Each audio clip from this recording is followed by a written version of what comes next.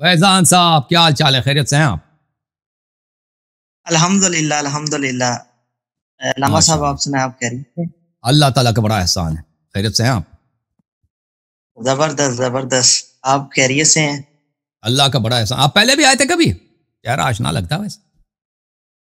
جی جی، Punjab university سے۔ اچھا ہاں ہاں، اچھا پہلے بھی آئے، ماشاء اللہ۔ اور ٹھیک ہے آپ؟ معاف کیجیے گا، میں بھول گیا تھا۔ الحمدللہ، کوئی نہیں، آپ ماشاءاللہ جی آپ اتنے بڑے آدمی ہیں، اور اللہ نہیں، آپ کو میں بڑا جزائے نہیں، خیر دے۔ نہیں نہیں نہیں، جو میں بات آپ کا نوکر ہوتی ہوں۔ ہے جو بات ہوتی ہے وہ سب کو پتہ ہے کہ جی سر، آپ کو اللہ تعالیٰ نے عزت دی ہے، نالج دیا ہے، فہم دیا ہے، ادراک دیا ہے، اور آپ کا ثانی کوئی نہیں ہے۔ ہم خود میں آپ اہل کا سنت خادم۔ ہیں الحمدللہ، لیکن آپ کی جو علمی قابلیت ہے، میں نے نہیں دیکھا کہ پاکستان کے اندر آپ کے ٹکر کا، پاکستان نہیں بلکہ آؤٹ آف کنٹری جتنے جی، بھی عالم ہیں ابھی تک آپ کسی نے ٹکر نہیں دی۔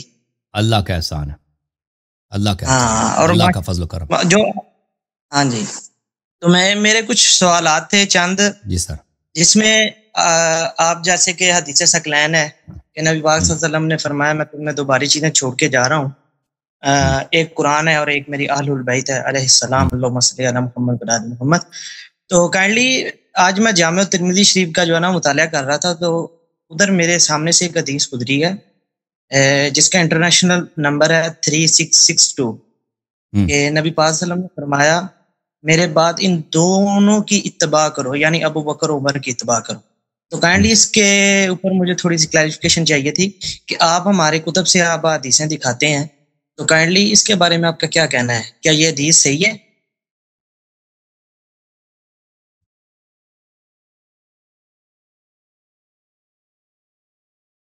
جی جی، 3662 انٹرنیشنل جی نمبر کے میں آپ کو مطابق۔ بتاتا ہوں۔ جی جی، دیکھیں یہ حدیث غلط ہے، آپ کے اپنے علماء نے کہا ہے کہ یہ حدیث غلط ہے۔ البانی کے مطابق تو ٹھیک ہے۔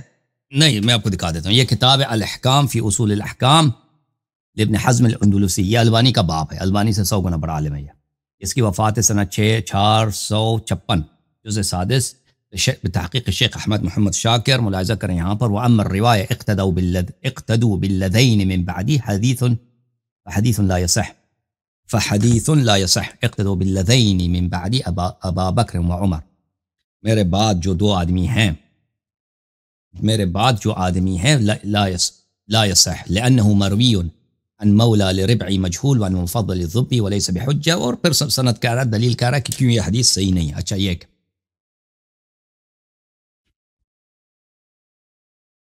اور پھر کہتا ہے کہ اگر اس طرح ہے تو کیوں اہل سنت نے خود ابو بکر عمر کے فتووں کو ترک کیوں کیا؟ صفحہ نمبر 81 میں کہتے ہیں کہ اصحاب مالک اور ابی حنیفہ اور شافعی اترک الناس لابی بکر و عمر، ابو بکر عمر کے جو فتوے ہیں، ملاحظہ کریں، یہ دیکھیں، یہ ابو بکر عمر کے جو فتوے ہیں، میں اس کو ایک منٹ فل پیج کر دیتا ہوں۔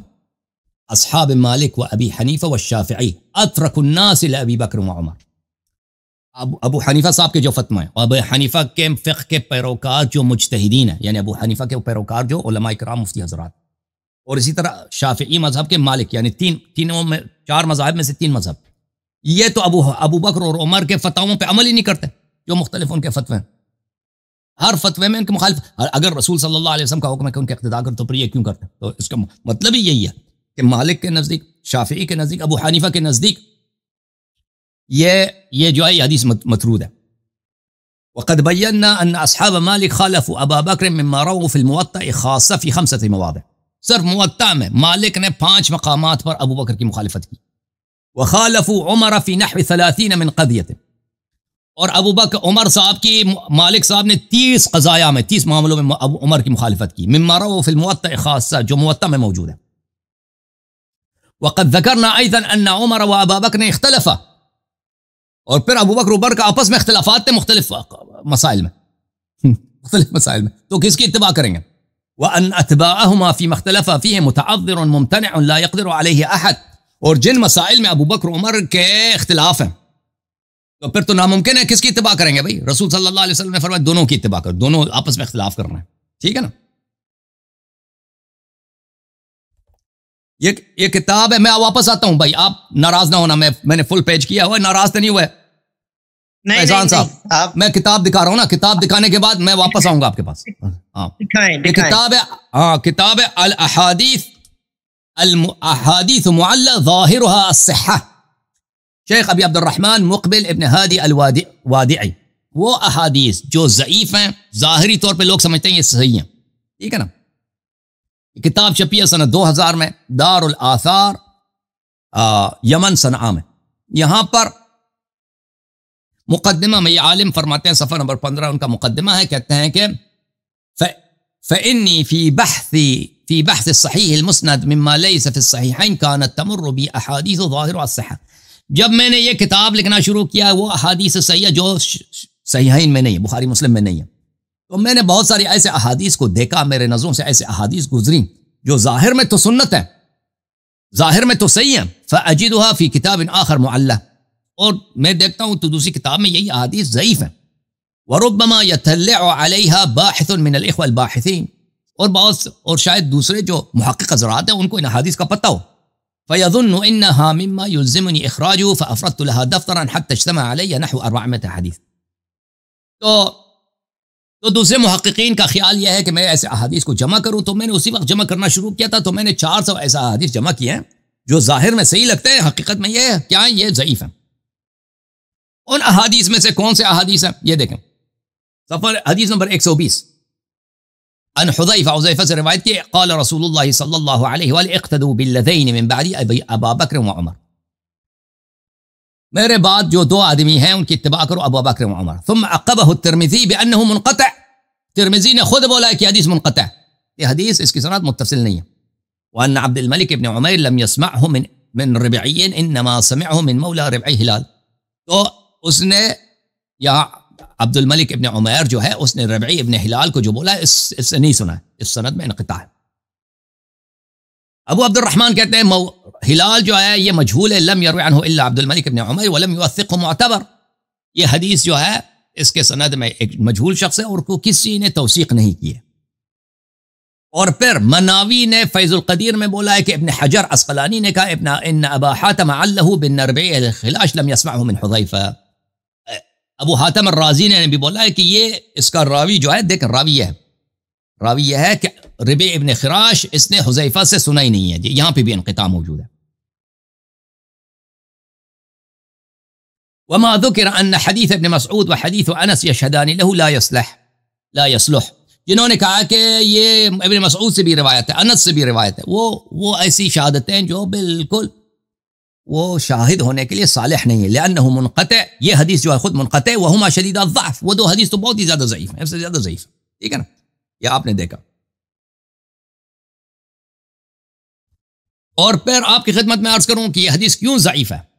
جب امیر المؤمنین علیہ الصلوۃ والسلام شورا میں گئے تھے, ٹھیک ہے نا, 6 آدمیوں کا شورا بنایا تھا عمر نے, اور وہاں پہ عبد الرحمن ابن عوف نے کہا تھا کہ یا علی میں آپ کو خلیفہ بناتا ہوں, میں آپ کے ساتھ بیعت کروں, بس آپ وعدہ کریں کہ آپ ابو بکر عمر کی سنت پہ چلیں گے.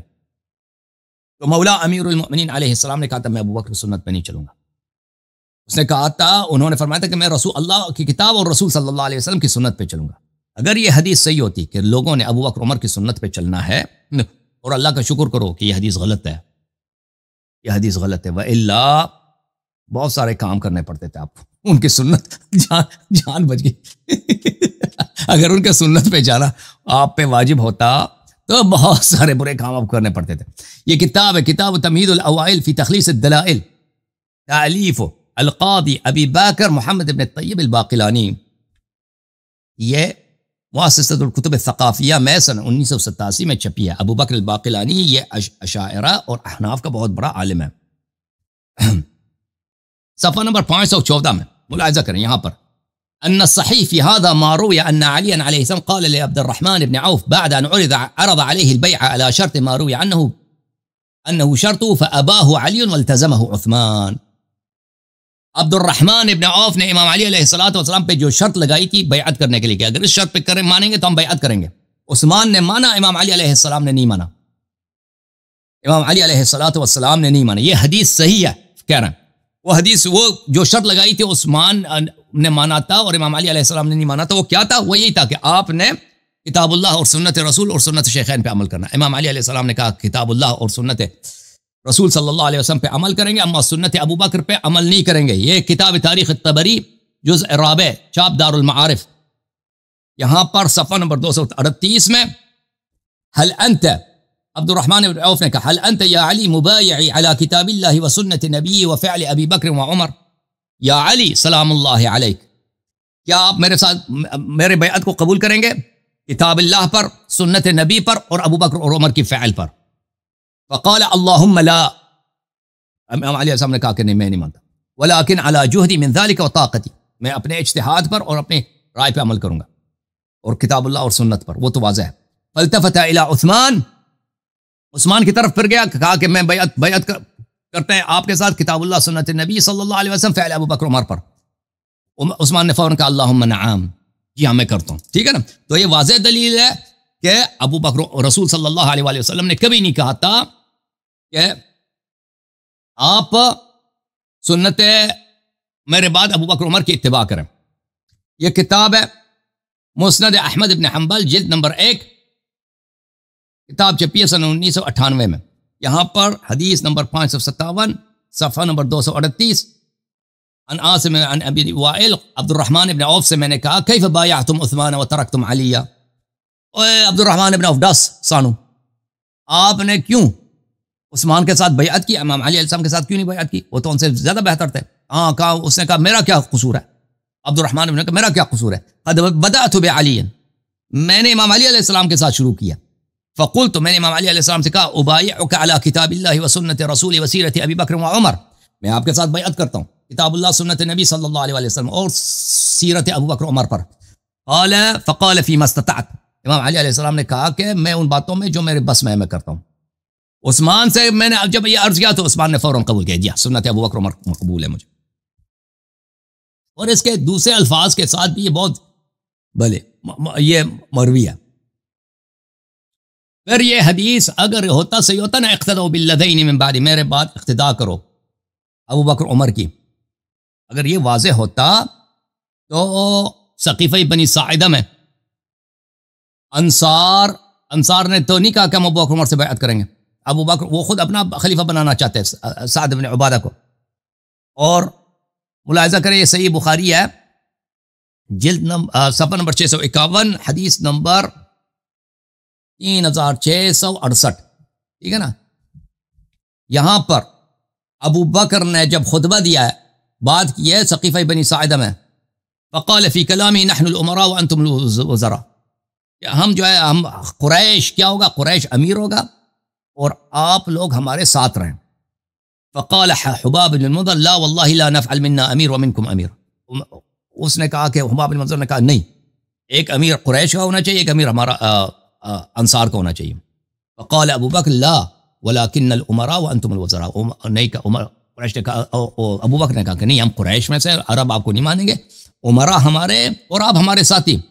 ہم اوسط العرب دارا، قریش جو ہیں پورے عرب میں سب سے زیادہ جانے پہچانے ہیں، واعربهم احسابا، اور سب عربوں میں سب سے زیادہ ان کی بات مانی جاتی ہے. فبایعوا عمر و ابا عبیدہ، آؤ عمر کے ساتھ بیعت کرو یا ابو عبیدہ کے ساتھ بیعت کرو. تو واضح بات ہے کہ اگر کہتا نا رسول اللہ صلی اللہ علیہ وسلم کہ میرے بعد آپ نے ابو بکر عمر کی اتباع کرنی ہے، تو عمر کو ابو بکر کو اسی کو کوٹ کرنا چاہیے نا، یہ تو نہیں کہنا چاہیے انصار سے کہ بھائی عرب قریش جو ہے یہ عربوں میں زیادہ جانے پہچانے، عرب زیادہ ان کی عزت کرتے ہیں، تو آ جاؤ پھر ابو عبیدہ کی بیعت کرو. وہ تو بات بنتی نہیں تھی نا. تو یہ اس کے بہت سارے دلائل ہیں کہ یہ حدیث جھوٹ ہے. یہ صحیح مسلم بشرح النووی ہے جلد نمبر 12، یہاں پر یہ حدیث ہے کہ عمر سے کہا گیا کہ آپ جو ہے نا، یہ مسلم کی حدیث ہے کہ آپ مر رہے ہیں، آپ اپنے بعد کسی کو خلیفہ بنائیں، جانشین بنائیں. تو اس نے کہا میں کیسے خلیفہ بناؤں، رسول صلی اللہ علیہ وسلم نے کسی کو خلیفہ نہ بنایا تھا، میں خلیفہ بناؤں تو عمر نے، ابو بکر نے تو مجھے بنایا تھا، میں کیسے کیا کروں. تو اس نے اس حدیث کے رد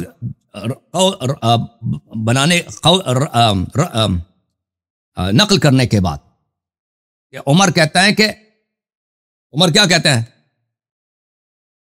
وَإِنْ أَتْرُكُمْ فَقَدْ تَرَكَكُمْ مَنْ هُوَ خَيْرٌ مِّنِّي رسول اللہ صلی اللہ علیہ وسلم، رسول صلی اللہ علیہ وسلم نے کسی کو اپنا جانشین نہیں بنایا. ٹھیک ہے نا. وفي هذا الحديث دليل على أن النبي صلى الله عليه وسلم لم ينص على خليفة، اس حدیث میں یہی دلیل ہے عمر کی قول میں کہ رسول صلی اللہ علیہ وسلم نے کسی کو اپنا جانشین نہیں بنایا، وہو اجماع اہل السنہ، یہ اہل سنت کی اجماع. تو کیا پتہ چلا نا کہ وہ حدیث اقتدوا بالذین من بعدی ابا بکر و عمر وہ جھوٹ ہے. اوکے جناب فیضان صاحب صحیح ہے؟ جی صحیح کر گئے ہو، میں نے لگا. میرے اور بھی سوال نے. جی سر. جامع ترمذی شریف کے اندر تسی حدیث بولی نہیں ہے، ایک بار جامع ترمذی شریف کے اندر حدیث بولو، ان دے وچ جیڑا گا لکھیا ہویا ہے کہ اے صحیح سند میں موجود ہے. جامع ترمذی نے خود بولا یہ صحیح ہے. جی آپ اوپن کریں. میں تو اوپن کرتا ہوں. اگر یہ حدیث صحیح ہے تو عمر نے کیوں کہا بخاری میں اور مسلم میں کہ رسول صلی اللہ علیہ وسلم نے کسی کو اپنا جانشین نہیں بنایا؟ پھر تو عمر نے تہمت کیا نا، افترا کیا رسول اللہ صلی اللہ علیہ وسلم. یہ جامع ترمذی ہے، جلد نمبر 6، یہاں پر صفحہ نمبر 149 پہ چلتے ہیں نا.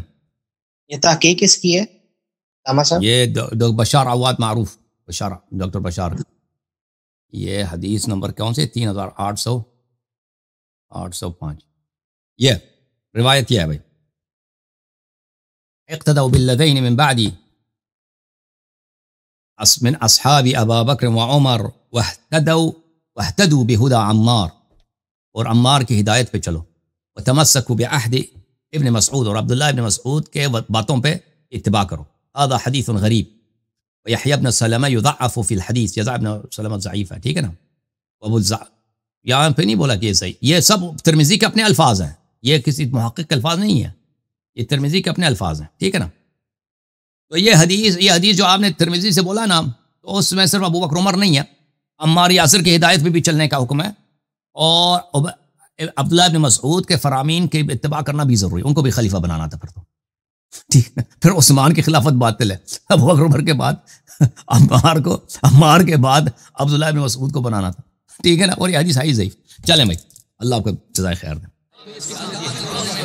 جھوم جاؤ پرواز کرو، کیوں فخر سے سر اٹھا، کیونکہ اللہ تعالیٰ نے تمہیں انتخاب کیا. صراط حق پر صرف تم ہو، صراط ایمان پر صرف کیا، کیونکہ اللہ تعالیٰ نے تمہیں انتخاب کیا. صراط حق پر صرف تم ہو، صراط ایمان پر صرف